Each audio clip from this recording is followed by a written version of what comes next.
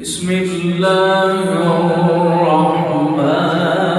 الرحیم۔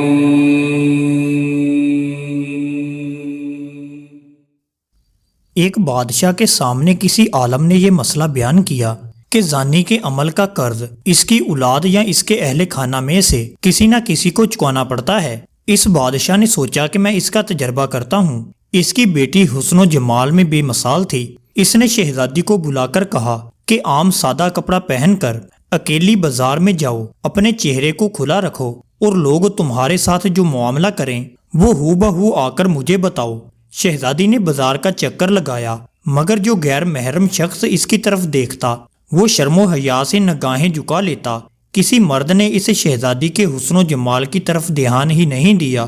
سارے شہر کا چکر لگا کر جب شہزادی اپنے محل میں داخل ہونے لگی تو راہداری میں کسی ملازم نے محل کی خادمہ سمجھ کر روکا، گلے لگایا، بوسہ لیا اور بھاگ گیا۔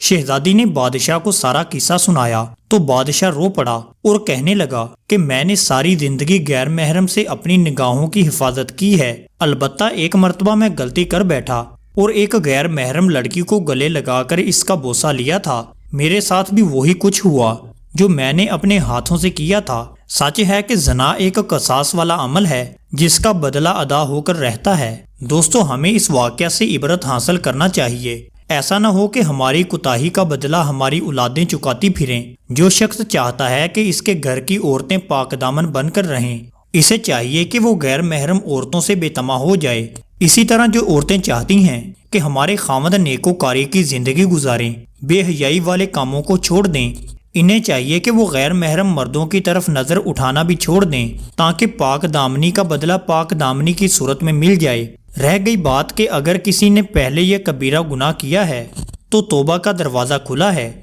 سچی توبہ کے ذریعے اپنے رب کو منائے تاکہ دنیا میں قصاص سے بچ جائے اور آخرت میں ذلت و رسوائی سے چھٹکارا پائے۔ اللہ تعالیٰ سے دعا ہے کہ اللہ تعالیٰ ہمیں شرم و حیا کی دولت سے مالا مال فرمائے۔ آمین یا رب العالمین۔